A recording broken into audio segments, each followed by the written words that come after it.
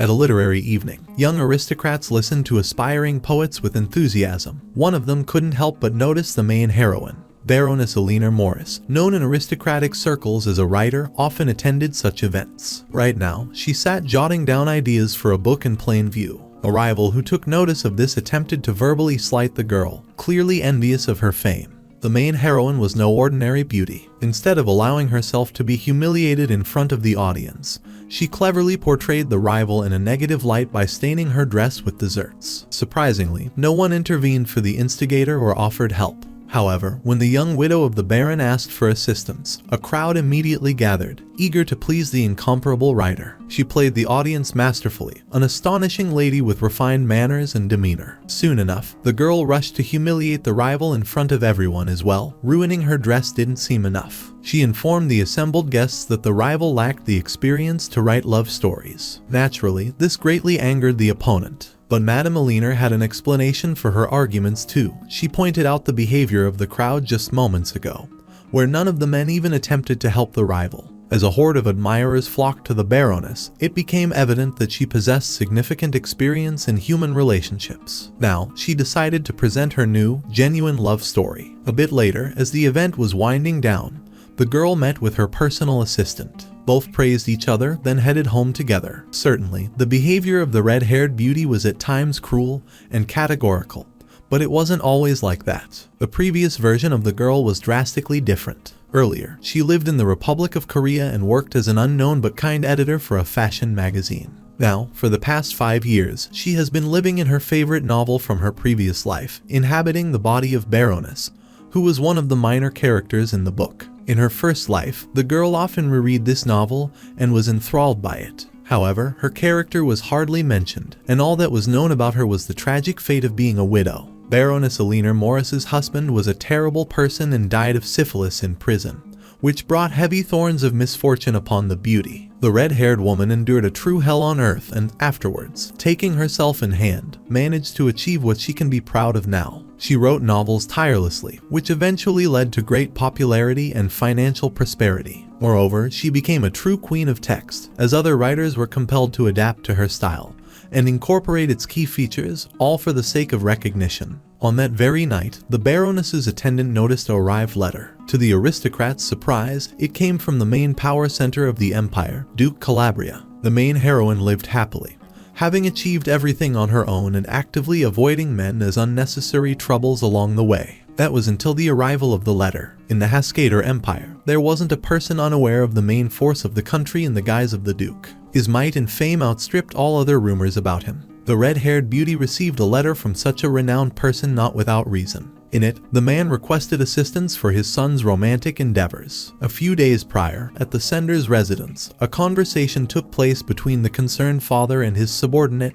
Count Calabria. The man confessed his worry about his offspring. Count Leon Floyd Calabria was the sole heir to the empire's main power, the Duke of Calabria, and the last descendant of the Floyd duchy through the maternal line. The young man had achieved remarkable success at such a tender age. He was recognized as the youngest knight commander of the empire, and had earned a reputation among young aristocrats due to his impeccable looks and high intellect. The aide close to the Duke knew exactly what issue he was addressing. Despite being a remarkable talent and strategist in the form of a young man, there was only one obvious flaw that many whispered about. The young man was nearly 20 years old, however. He showed no interest in individuals of the opposite sex. While many women of the empire adored Leon, he remained aloof. Due to this, an analogy was drawn among the nobility between the young knight and the rare stellaria flower, as he was equally an exceptionally rare species that couldn't be approached. The youth's father had clear plans for his son's personal life. He intended to match him with the sole princess of the empire, Irene Hasrader. The count, lacking experience in matters of love, suggested seeking proper guidance for this challenging situation. According to rumors, there were individuals with expertise for every specific circumstance. He knew that if there was a need to understand relationships between men and women, the best advisor would be the widowed Baroness. Though the Duke was unsure whether his son, who was distanced from the female sex, would heed his advice and seek the services of Eleanor, a renowned local matchmaker and love specialist, he agreed to give it a try. Upon receiving the letter, the main heroine pondered the proposal. She remembered that according to the novel's plot,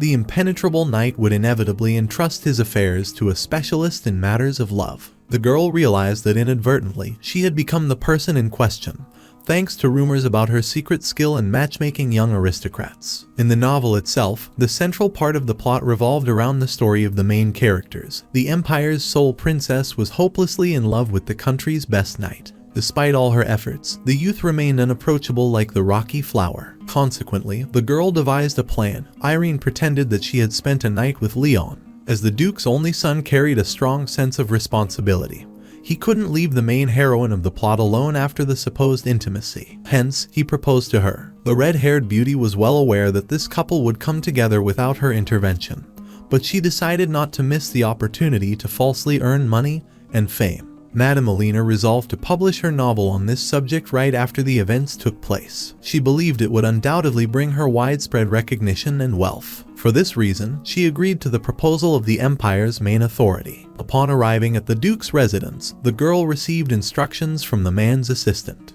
He was extremely worried that they would be suspected of conspiracy, as he wanted everything to unfold naturally. The red-haired beauty understood perfectly well what was being discussed but was not concerned at all. She knew she only needed to pretend to help Count Leon. Firstly, they sent the Baroness to the heir's favorite place, his study room. There, she could note down his key preferences in books. Naturally, Madame Alina posed as an expert, yet in reality, she simply knew all the intricacies and taste preferences of the main hero of the novel, which she had loved so much in her previous life. When the girl was alone with the book, she intentionally chose the one that was the young man's favorite and began to read it. The tranquility of the aristocrat was quickly disturbed by the reader in the room. The main heroine instantly recognized the Count standing before her. The detailed description of his appearance in the novel had been perfectly translated into reality. Though the young man appeared, he remained silent. The Baroness decided to initiate the conversation, quoting favorite lines from the cherished book of his. By doing this, she managed to capture the knight's interest and proceeded to quote further. This time, the precise taste and personality of the girl prompted him to complete her words personally. Following the revelation of Leon's interest in her, the red-haired beauty deliberately steered the conversation towards the topic of love and relationships between young people, much to the knight's dismay. The main character of the novel informed the Baroness that he was interested in the female gender, but only in the form of the beloved woman. At this moment, he moved extremely close to Madame Alina. Alina was surprised by such actions from the young man towards her. Even after rereading the book thousands of times, she hadn't come across such a twist in the plot. Despite the evident desire to get closer to the beloved character, she decided not to get conceited, as she knew she couldn't alter the novel's plot. Meanwhile, Leon himself was getting closer and closer to the young widow. His lips were at the level of the girl's ears. In such a close setting, the youth inquired of the main heroine about her involvement in the conspiracy with the Duke regarding the conversation about the knight's interest in women. Understanding that they had unraveled the true reason for her visit, the red-haired beauty tried to extricate herself from the situation without embarrassment. Instead of answering, she shifted the topic. She made a decision to act more cautiously. Despite this, young Leon informed her of his reluctance to marry a stranger. In response, Alina blurted out nonsense. She claimed that if you live under the same roof as a stranger, soon enough feelings would emerge, and the young people would get acquainted. Both interlocutors might have understood that what the girl was saying was full of absurdity. However, the main heroine decided to confidently continue spouting nonsense until the end,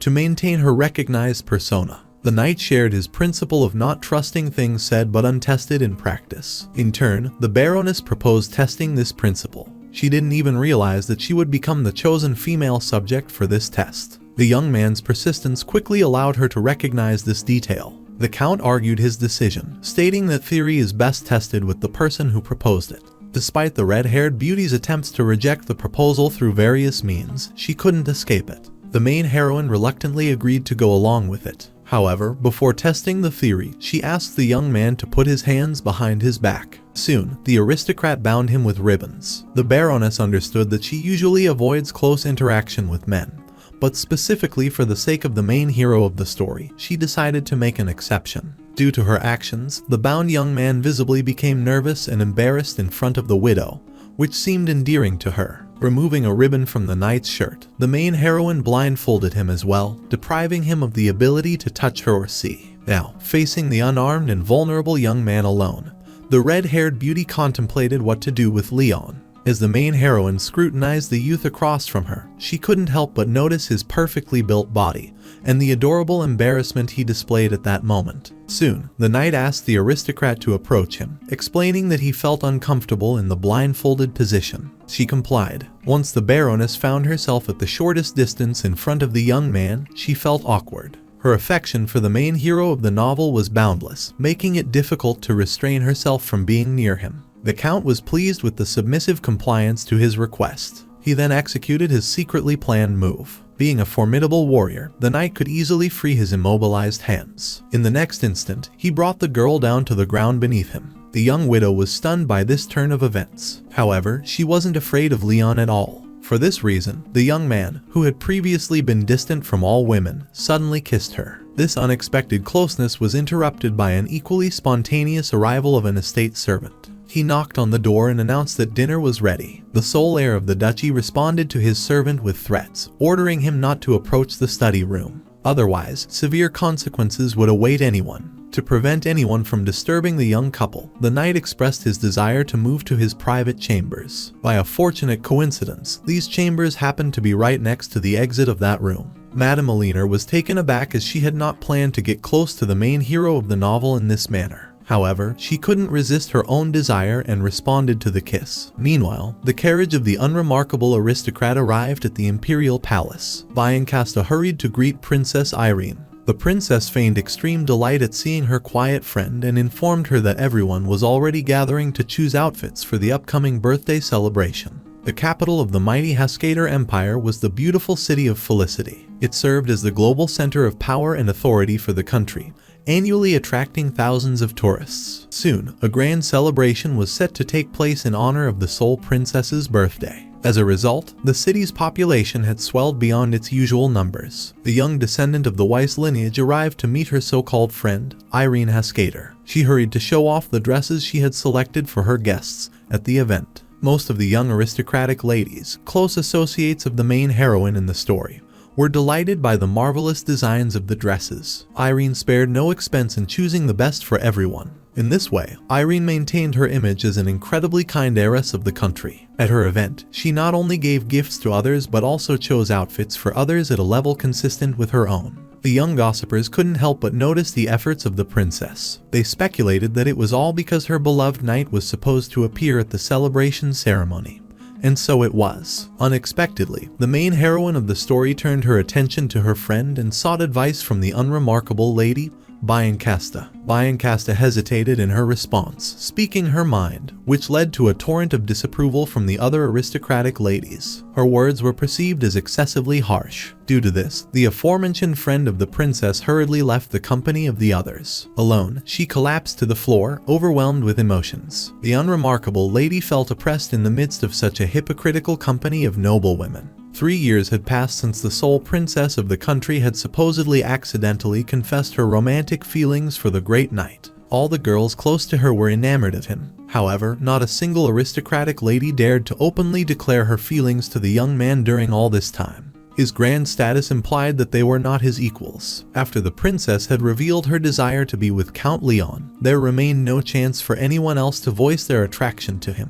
Everyone understood that competing with Irene was impossible. Regarding these thoughts, the timid Biancasta once confided her secret to her friend. However, she was deliberately betrayed by her, as the friend spread the secret to other noble ladies close to the future ruler. Soon, rumors spread about this, and the unremarkable lady began to be looked down upon. The only one who stood up for the member of the Weiss family was the princess herself. She did not allow her to be rejected by society and, with all her sincere nobility, intervened to resolve the situation. As a result, high society began to praise her selfless kindness. As the insults from the unfortunate plain girl were halted by the very cause of the unfolding events, Irene Haskader, she was considered an almost saintly figure, whose kindness and forgiveness knew no bounds. Humiliated, Biancasta felt the weight of her so-called friend's action. She believed it was better to be rejected by everyone than to become the object that made someone else look better. After some time had passed since the incident, the princess sent invitation letters to the unfortunate lady. Even though she rejected them to avoid negativity, her reputation worsened with each passing day. Moreover, strange things started happening around the unremarkable girl. Once in the garden, servants found a neighbor boy's dog dead in a tree. The horror of the event was unforgettable, and understanding who was responsible for the murder was even more elusive. Someone among the estate's staff reported that the previous night, young Lady Weiss was the only one who went to the garden. Even though the girl might not have killed the dog, the servants couldn't be convinced otherwise. As it seemed to the lady, they were intentionally seeking any excuse to blame her. Later on, another horrifying incident occurred around Biancasta. Her favorite dress would be ruined by someone, and stolen jewelry would turn up in her jewelry box. The most dreadful part of all these events was the rapid spread of rumors, making her life increasingly unbearable. After a series of events that led everyone to turn away from her, leaving her mentally crushed, an unexpected letter arrived in her name from the princess. Though the contents seemed gracious, Irene offered friendship. Reading between the lines, the unremarkable lady understood the true motive behind the writing. The princess did not accept refusals and even cruelly punished for them. That evening, overwhelmed with sorrow due to her ruined life, the girl sobbed uncontrollably. She realized that all her suffering had stemmed from her attempts to reject the fickle and two-faced princess of the empire. Though seemingly beautiful, the main heroine of the novel didn't appear cruel, yet her hypocrisy amazed everyone with whom she had complex relationships. Naturally, this forced Biancasta to surrender, and thus she had returned to the event in honor of Irene's birthday preparations. The future ruler put on an innocent and extremely caring facade for her false friend, while Biancasta, in turn, could barely accept the ongoing nightmare in her life. The girl had to promise the princess eternal loyalty, for she wanted to live. Only the oath could satisfy the emperor's daughter. Soon, it became the shackles for the unremarkable person. Biancasta knew for sure that the main heroine of the novel always achieved her desires by any means necessary. This time, her goal was the best night in the empire. On the morning after the first intimacy between the Baroness and Count Leon,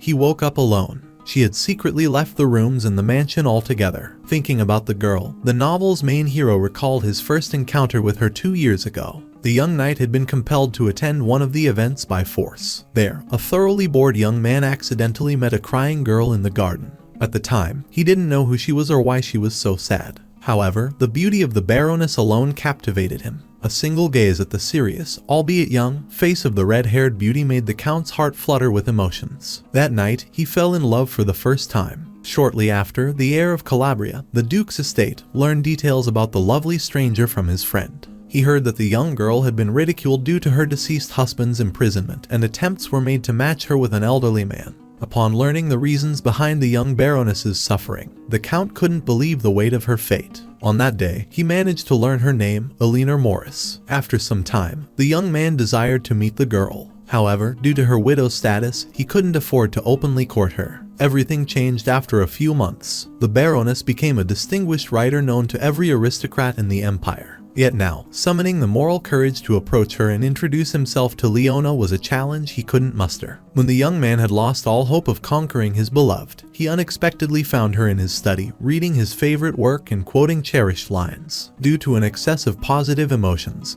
he couldn't sleep the entire following night. Soon, he pondered about the main heroine's feelings towards him. After the events of that night, he hoped for mutual love's desires to be fulfilled. To resolve these nuances, he decided to meet her in person as soon as possible. Even a friend of the Count noticed evident changes in his mood. The young man exuded his happiness from the recent events and smiled brightly at everyone, something that hadn't happened before. Ignoring all questions about this, Leon became interested in the rules of attending social receptions, as well as those upcoming. It was obvious that he wanted to meet the Baroness in this way. The novel's main hero asked his close friend to gather news about the upcoming events. Though the friend understood that the Count was acting strangely, he agreed to help. Meanwhile, the main heroine herself couldn't believe what had happened recently. She and her beloved character from the book had spent a night together. Despite the storm of emotions raging in the young widow's mind, she decided to try to forget everything as soon as possible. After all, changing the book's plot was beyond her power. No matter how hard she tried, she couldn't properly forget. Eleanor increasingly thought about the young man. Furthermore, she was also anxious about the implications of that night. She worried that leaving the Count's chambers or the Duke's estate, she might accidentally be seen by someone.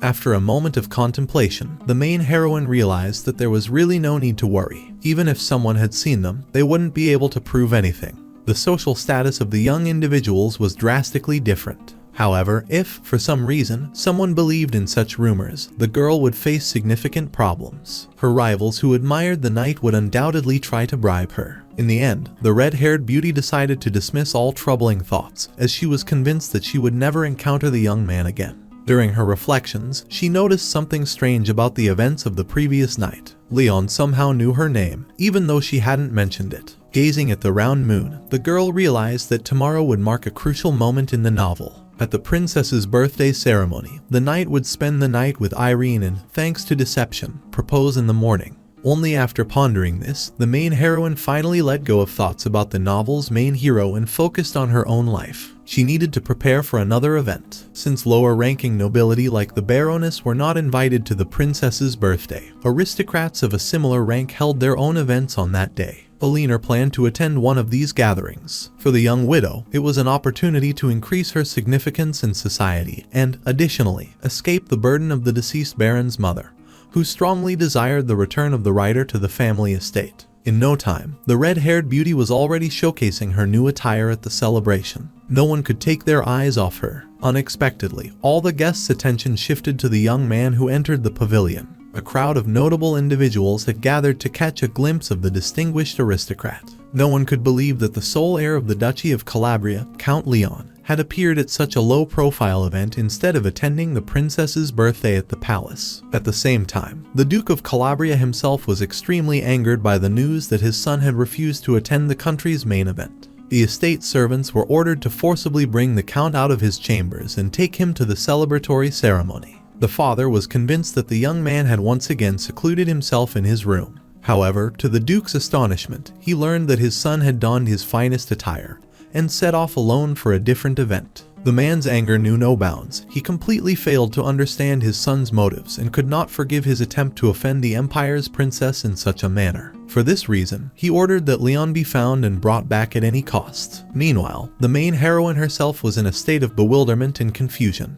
The novel's main hero stood before her in his finest attire, and she couldn't comprehend how such a change in the plot could have occurred. The young man was resolutely determined to spend the evening with his first love. He invited the young widow to dance, an invitation she could barely refuse. Alone together in the fresh air near the estate, the red-haired beauty began to scold the young man. She admonished him for his absence at the celebration of the emperor's daughter's birthday. However, the smitten Leon saw no problem with this. It seemed that he was exclusively interested in Madame Alina. When the already shocked main heroine learned that the young man had deliberately sought out an event where his love would be present and had actually attended it, she was utterly astonished. During their conversation, the young woman continued to insist that the count go to the imperial palace. Among other things, she was also concerned about the rumors surrounding them. The red-haired beauty believed that Leon would encounter significant problems if anyone discovered his connection with the young widow. However, this didn't trouble him in the slightest. In order to overshadow all unnecessary concerns from the girl's side, the young man sincerely confessed his feelings to her. Alina realized that she had practically spoiled the main plot of the book. Horrified by the truth, Madame tried to resolve the situation in every way possible.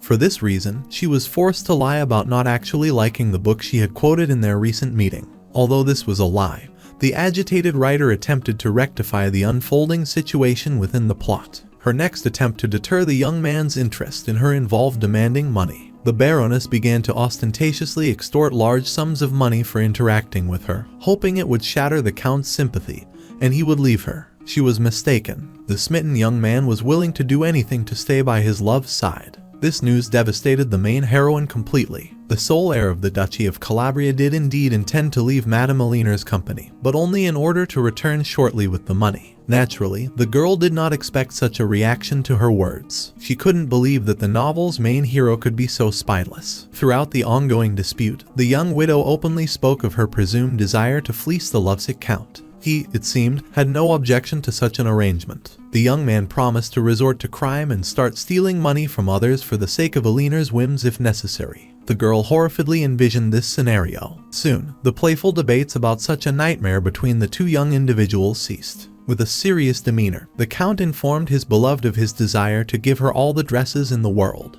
Continuing to shower the red-haired beauty with compliments, the young man noticed how embarrassed she was by what she had heard. Ultimately, the girl confessed to the true motivations behind her demands. Certainly, Leon initially understood that the matter lay in her attempts to dissuade him personally. He knew full well that the Baroness was not a materialistic individual. However, he was truly prepared for any torment or torture from her side. Gradually, the young man brought his lips closer to the lips of his beloved. The remaining guests at the event secretly watched, completely baffled by what was happening. The tranquility of the young couple, as well as the event itself, was disrupted by the arriving knights. They had come for the Duke's son on his father's orders. To avoid a confrontation, the young man scooped up the Baroness in his arms and headed away. He had no intention of giving up on his feelings so easily. Thus, he expressed a clear desire to spend the night with his beloved. Not far from the estate where the celebration was taking place, a carriage prepared by the Count was already waiting. It seemed he had initially planned to escape with the girl. Despite all the protests of the main heroine,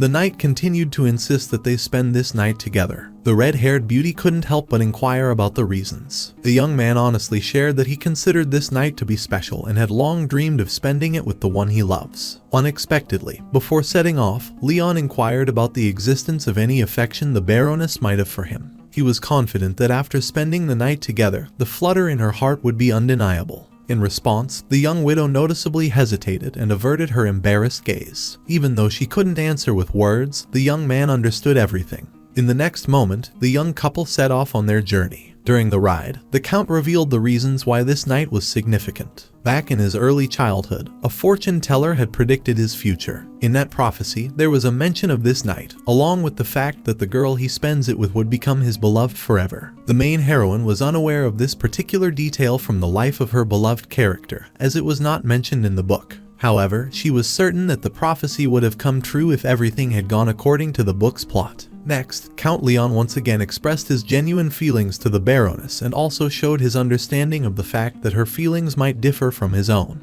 He only requested to spend this time with her. The night sky was exceptionally bright, with the beautiful star Deneb shining in it. Hence, the time itself bore the name in honor of the unique light of this celestial body. Even though the main heroine understood that the situation between her and the main hero of the novel had become complicated, she couldn't refuse his request. This made him happy. In a short while, the enamored couple headed towards the renowned Floyd Castle, the most splendid mansion in the entire empire. The grandeur of the estate stemmed from its unique history. The castle was founded by Duke Floyd, who wasn't originally an aristocrat but had bought his title with immense wealth. According to the novel's plot, after marrying the princess, the Duchy of Calabria would gain a vast fortune. However, Floyd Castle was not included in this list. The main heroine knew that only members of the family could visit this estate, and was concerned about how they would get there. It seemed she wasn't aware of the young man's connection to the Floyd family. Upon arriving at the castle, the young couple retired to bed. The girl was displeased with the ambiguous expectations of this night, while the Count, in the meantime, promised not to do anything untoward.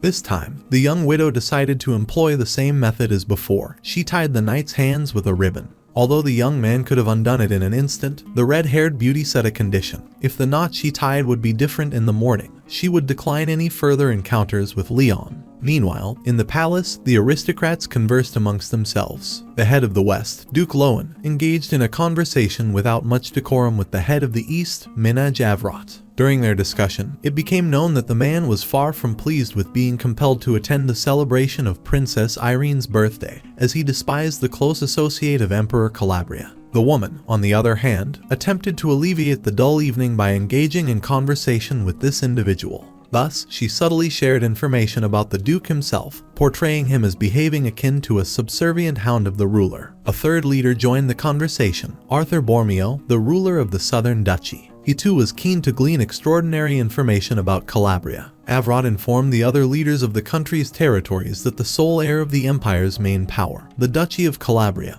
had not attended the ceremony dedicated to Princess Irene's birthday. This boded ill for the head of the Calabria family and raised unpleasant rumors about his ungrateful son. The woman lacked concrete evidence for such arguments, but she had a strong sense that something amiss was transpiring. Apart from the continent's leaders, the rumors about the ongoing events spread among the guests at the celebration. No one could resist the opportunity to gossip about the Count's absence from the palace. Irene Haskader appeared unsettled, though she tried not to show it. She had heard everything spoken behind her back and thus harbored deep anger within. In the meantime, the Count was sharing a bed with the sleeping young widow. While he was consumed by the desire to be close to her, she slept peacefully. On the following morning, in the splendid Floyd estate, the main heroine informed the young man that she had slept wonderfully during the night. However, the young man, due to an excessive emotions, had been unable to close his eyes. Unexpectedly, the Baroness noticed the marks from the bindings on the Count's skin. Worries began to fill her, fearing she might have inadvertently harmed the main hero of the novel by tying the ribbon too tightly. The sole heir of the Duchy of Calabria confessed that the marks had appeared due to his own fault. He had attempted to resist the urge to free himself from them all night. Despite all the endured torment, Leon was confident in the correctness of his choice. For the sake of the main heroine, he was willing to do anything. The brief closeness early in the morning was also hastily interrupted by the girl. She announced that it was time to return home. The knight attempted to halt the red-haired beauty even for a moment. He tried to personally ask her for permission to start a relationship officially. However, the young man wasn't even allowed to finish his request. The Baroness responded with a categorical refusal, which she explained by saying it would ruin both their lives. Though the main heroine sympathized with Leon and he had clearly fallen in love with her, their statuses in the Empire were vastly different, and the plot of the novel carried an entirely different love story. For this reason, they wouldn't be allowed to be together. The young widow understood that any attempts to go against public opinion or the higher aristocracy would end in suffering for the young couple. Naturally, the realistic view of what was happening shocked the young man. He had been living in the illusions of love and was thus ready to take risks and perform heroic deeds. The Count urged her to accept his proposal. Based on the negative side of the refusal, they might not meet again. Of course, thoughts of this inflicted terrible moral pain on Madame Alina, yet she continued to argue. The girl questioned what the knight could offer her when her status and work would be destroyed by rumors. In the end, despite the heavy turmoil and thoughts of parting, the Baroness gave her final answer. She couldn't risk her entire life for an unrealistic love with the main hero of the novel. Later, Leon met with his best friend, who immediately began to scold him for not attending the palace event. During the conversation, the topic of the young widow came up. The young man told his friend that she had already gone home. Next, he openly confessed his intentions to officially date Madame Alina. This shocked his friend, as he held the same opinion as the main heroine. Despite the girl's refusal to continue these relationships, the Count wanted to proceed in his own way. He decided to ask his father for permission to marry the Baroness. The sole heir of the Calabria lineage realized that the girl was right. The reliability of relationships was one of the main reasons for their strength. Meanwhile, Archduke Pedro decided to talk to his son Sky. He informed him about the excellent opportunity to win the favor of the princess, since the engagement with the Count did not occur. The young man was sure that he was not at all attractive to the Emperor's only daughter, and therefore any possibility of such a match was out of the question. While the Haskader Empire was a true embodiment of light, the Pedra Duchy was genuine darkness. It was the first territory to earn its title from the imperial family more than 100 years ago, becoming independent since then. While the duchy existed in the shadow through festivities and revelry, the empire remained the center of true power and a testament to the might of the territories. Due to societal differences between these two powers, a union between the heir of the Sky Duchy and the empire's Princess Irene was impossible. In the course of the ongoing conversation, the young man learned that the ruler's daughter was madly in love with Count Leon. The Duke used this as an argument, suggesting that the girl had a liking for handsome individuals, just like Sky himself. Despite such an assumption, the heir refused his father's proposal. He knew that someone like her would not choose him, and he himself was not fond of such elegant aristocratic women. In that moment, the Archduke attempted a different approach. He justified his actions with pity for the princess, as she had been so cruelly rejected by the knight who had fallen in love with the widowed Baroness. The young man was greatly surprised by what he heard, as the peerless count he knew during his schooling years would never act so impulsively. During their time at the Imperial School, Sky was an invincible genius until Leon arrived. The title of the best, which had been attached to him, was irreversibly taken by the Count. For the first time in his life, feeling the spirit of rivalry, the young man studied and trained tirelessly, yet he couldn't regain his top position. The sole achievement of the Pedra lineage heir was the title of the best in the areas that weren't of interest to his rival. Though the young man hoped that this would touch his opponent's pride, just as his pride had been hurt when his place as the best in everything was taken away. To his great surprise, Leon remained indifferent. Without much hesitation, Sky became interested in the girl who had won the heart of the novel's main character. For this reason, he sent his assistant to gather more details about the Baroness. Meanwhile, in the Calabria estate, the Duke was beside himself with anger at his son's request. He hadn't yet forgiven him for his blunder with the princess's birthday ceremony, and now there was even more audacity from his descendant. Certainly, the Duke wasn't pleased with such a personal life arrangement for his son. He couldn't and didn't want to go against the prearranged plans regarding the princess's engagement to the young man. During the argument, the man deeply regretted his impulsive foolishness from a few days prior, just a day before the princess's birthday celebration.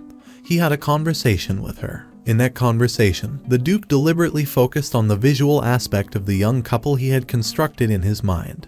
He told Irene how well she and his son looked together. The princess, as if understanding the complexity of the situation, responded honestly, "She loves the knight, but he would only marry her out of duty and responsibility at best." At the end of her sympathetic narrative about her difficult fate, the girl added an ambiguous proposal, thus giving the man a reason to come up with a plan to bring the two young people together. The emperor's daughter informed him that there's a chance to awaken the count's true feelings towards her, but only if they spend a night together. Unconsciously, the Duke of Calabria came up with a way to carry this out, thereby fulfilling the main plot twist of the book.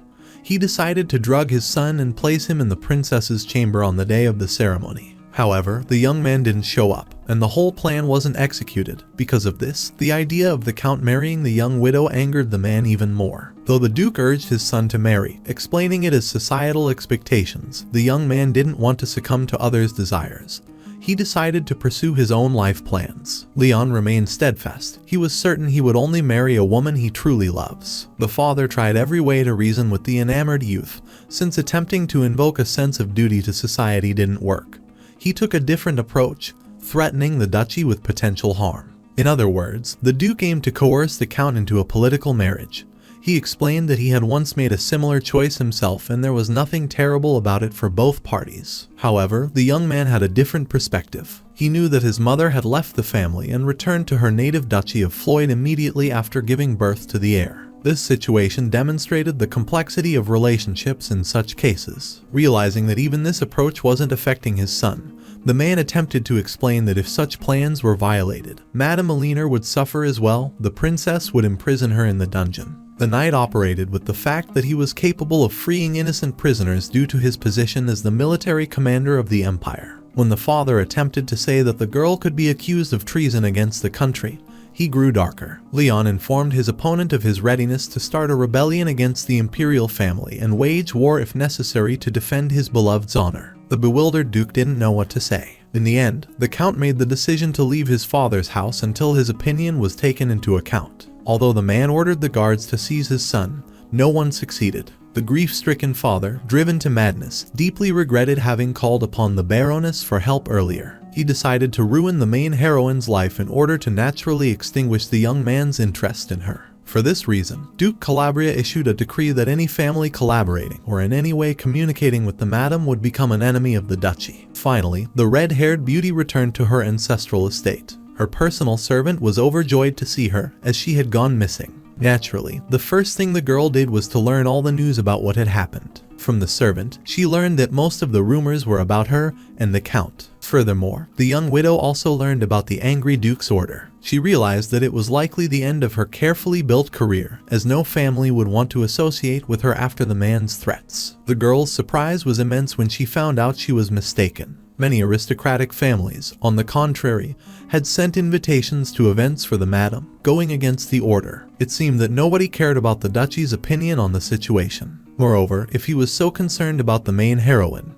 he should personally get all the details from her. Everything was shaping up like a general uprising against the main power of the empire. The entire aristocracy demonstratively opposed, understanding that no one could overthrow everyone all at once. The main heroine was incredibly pleased with the situation that had unfolded, as she understood that the entire situation with the count was now in her hands. She realized that how she narrates the story of their love would shape everyone's perception. Therefore, the red-haired beauty made the decision to attend one of the events and, at the same time, increase the circulation of her own books. She was confident that she would sell a lot more. The girl decided to focus on writing a new novel as planned and completely forget about men, so they wouldn't ruin her life entirely. Naturally, rumors spread to the extent that even the princess of the empire was informed about the count's affair with the baroness. Irene was angry with the young widow who dared to take away her knight. Conversations about Madame Alina frustrated the ruler's daughter. Furthermore, she disliked that Alina had become the center of attention among young aristocrats as the best girl. The princess couldn't stand staying in the shadows. Meanwhile, her so-called friend had already arrived at the palace. By chance, she met with the object of her affection, the young man Adrian Eunice. The unremarkable lady was incredibly happy to have a few minutes to talk to the young man. From him, she learned the sad news about his impending departure. The young man assured her that he would return soon. Biancasta had been in love with the young man for a long time, as he was the only one who didn't look at her with judgment and seemed to feel sympathy for her as well. Soon, a conversation took place between the unremarkable lady and the princess. She managed to obtain, upon the future ruler's order, the necessary lethal poison, pyranitarium. The unremarkable lady understood that Irene had something dubious in mind. However, Irene's reaction shocked her completely. The princess revealed that the poison was not intended for her personally, but for the lady herself to fulfill certain purposes. The unsuspecting girl assumed that it wasn't a personal hint, but merely a refusal to harm anyone. As a result, she decided to hurry and return the poison. The princess, however, stopped her friend. By activating the vow of loyalty marked on her body, she decided to explain her plan properly. The ruler's daughter confessed that due to the negative news about her beloved, she couldn't sleep properly. The only way to ease her anxiety was to punish the woman who had crossed the line, the Baroness. Irene spoke about her idea of an ideal resolution to the situation. She wished for someone to add poison to the young widow's drink, and of course, she wanted the lady to do it. The unremarkable lady understood the veiled attempts to ask her to commit murder in retaliation for the princess. However, she considered it an unacceptable absurdity and didn't want to carry it out. Unexpectedly, the emperor's daughter began discussing the unremarkable lady's secret love for Adrian Eunice. She explained that she could be upset about the young man's presence in her life. In this way, the princess subtly began to threaten her friend. In the event of refusing to help with the murder of the Baroness, the unremarkable lady might face revenge by having her beloved killed. This left Biancasta with no choice. To safeguard her reputation, the princess intentionally triggered the vow mark, ensuring the girl couldn't refuse and couldn't reveal the instigator of the murder plot. Since the unremarkable lady had pledged loyalty to Irene Haskader, a mark of silence had appeared on her body. It symbolized a promise between the two and could only be seen by them. On her way home, the unhappy lady wept bitterly. She couldn't ask for help from anyone. No one would believe her, and it would violate the vow. However, the girl didn't want to kill the innocent. The lady couldn't bear the death of her beloved either. When faced with two evils, people choose the lesser one. Therefore, the descendant of the Weiss family had no choice but to poison the young widow. Meanwhile, Leon's best friend informed him of the sad news. In retaliation for the Count's refusal to act according to his father's plan, Leon expelled the knights from the training grounds of the duchy. Despite the absurdity of the situation, the man actually decided to drive the defenders of his territory away due to his close association with his runaway son. Now they had nowhere to train and live. Although the guy had the option of settling his men in the Duchy of Floyd, he couldn't afford to rudely intervene in the affairs of those territories. Therefore, he decided to find an alternative solution. Planning something unexpected, the protagonist of the novel set out alone without explaining anything to his friend. As a result, his friend assumed he was headed to meet the Baroness. The friend intended to have a personal conversation with the red-haired beauty and try to reason with her about the relationship. He had no idea that she had already turned down the Count. Soon after, the heir of the Duchy of Pedra learned about the secret relationship between the main heroine and his eternal rival, Leon. Although rumors circulated that the romance between the young individuals had ended, the guy's assistant didn't think so, and he himself strongly doubted its truthfulness. Sky found it odd that someone like the heir of the Duchy of Calabria would secretly meet with anyone. This piqued his interest in the situation. For this reason, he decided to meet personally with the woman who had compelled the Count to take risks. He was extremely intrigued by the situation. A little later, as planned, the young widow attended one of the events to which she was invited. The gathered aristocrats praised her appearance, acknowledging her unique beauty. Madame Elena couldn't remain in a good mood for long. The rival who had humiliated her before intervened with her vague attempts to belittle the writer. The opponent of the main heroine expressed dissatisfaction with the rumors of her romance with the Count. She questioned the seriousness of their relationship and argued with suspicions that the young man had already forgotten the Baroness. At the event, Leon's best friend was also present. He couldn't help but overhear the developing conversation and privately noted that his friend's seriousness towards his beloved seemed overly intense. The red-haired beauty, as before, didn't allow herself to be offended, openly responding to the attempts to belittle her feelings with more personal insults. Quickly, she changed the subject. Later, when the girl was alone, Leon's knightly companion approached her. He introduced himself as a viscount and thus implied his rank to the count. During the ensuing conversation, Madame Alina honestly revealed the young man's categorical refusal for an official relationship.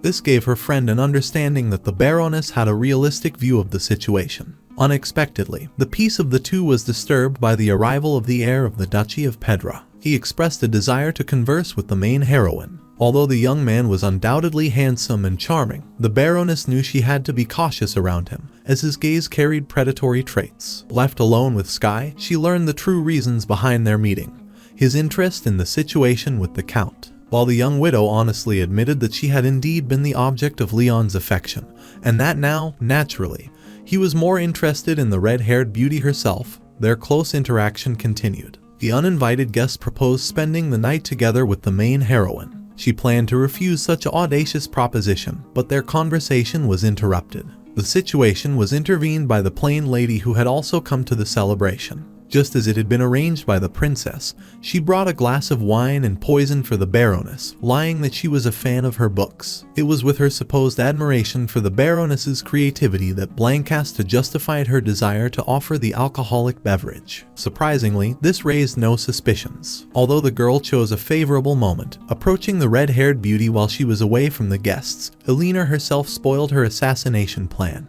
To avoid interaction with Sky, the Baroness guided the deceitful admirer back to the event and took the drink. Since the main heroine planned to drink it in front of everyone, the lady was horrified. The young widow took a small sip, thereby causing panic in the plain lady, who literally began shedding tears in front of everyone. Soon, the attention of others turned to the writer and her admirer. The Baroness's competitor recognized the friend of the princess standing beside her and informed all the guests of this, presumably in an attempt to belittle her. As soon as the girl realized who the approaching lady was, she grew wary. According to the novel, Blancasta was a villain with a tragic fate who would be executed for slandering the princess. Now, the red-haired beauty realized that drinking the wine handed to her was dangerous. She was bewildered by the situation that had unfolded. Suddenly, the heir of the Duchy of Pedra approached the Baroness from behind. Unfortunately, in front of all the guests, he began to repeat his proposition to spend the night together. Even though the main heroine tried to refuse once more, she couldn't succeed. The widow's vision became distorted due to the effects of the poison, and she began losing consciousness. The writer started coughing up blood. This couldn't escape the notice of Sky standing nearby. He immediately deduced what had happened to the unfortunate woman. Madame Alina could barely stand on her feet. She understood that she had been poisoned by the deceitful admirer who had already managed to escape the celebration. Helplessly, she collapsed into the arms of the young man. The heir of the duchy lifted the unfortunate girl in his arms and, informing everyone that they were leaving the event together, hurried to depart from the estate. Sky was known in the empire not only as the great heir of an independent duchy but also as a globally renowned master of herbs and magic. Observing everything that was happening was the friend of the count. He couldn't believe that the young widow was leaving with another young man to spend the night in his company. Clearly, he had no knowledge of her being poisoned. For this reason, the Viscount concluded that she was completely indifferent to the night, and thus he hastened to return to Leon to personally inform him of everything. Once inside the Count's new residence, amidst loud exclamations and emotional outbursts, he managed to extract from him the information about his friend's current whereabouts. He had gone to the Rosewood Park. Rosewood Park served as the imperial auction house where anything and everything was sold. It was here that belongings were seized from debtors and put up for sale. The friend of the main protagonist couldn't quite fathom the reasons behind the Count's visit to such an unusual place. Nonetheless, he was informed that the Count had decided to purchase land for his knights. Naturally, the Viscount headed there to warn Leon about what was happening with his beloved, hoping to thereby diminish his interest in her. The young man arrived at the height of the auction. The most extensive hotel in the capital, complete with all its equipment and furnishings, was being presented. Any aristocrat would envy such a prime location, and despite the offer being exorbitantly expensive, it proved to be highly favorable for business. The friend of the main protagonist of the novel knew this and thus looked with regret at the lot that was being presented. He was convinced that once again no one would buy it, but he was mistaken. The sole heir of the Duchy of Calabria placed a bid and soon secured the right to purchase a hotel in the heart of the capital for an astronomical sum. Naturally, this shocked the Viscount. He couldn't fathom that his friend could be so reckless. Soon, they were on their way back, discussing the matter. The young man expressed his determination with utmost conviction. He He was willing to give up all his available gold reserves for a good territory for his people and his beloved girl. Reminding his friend about the young widow, he candidly recounted what had happened at the evening event, paying special attention to the details. Of course, he didn't forget to mention the odd behavior of the dispatched madam. Hearing the news didn't make the Count give up his love for the red-haired beauty. However, it prompted him to embark on a journey to the rival duchy after her. He wanted to hear the truth from her personally. Meanwhile, the next day had already dawned, and the main heroine woke up in Sky's chambers. He lay next to her, naked. Due to the ingested poison, she could hardly recall what had happened the previous evening. Her head was clouded. The naked companion from the event didn't surprise the girl much. Observing the tranquil expression on her face,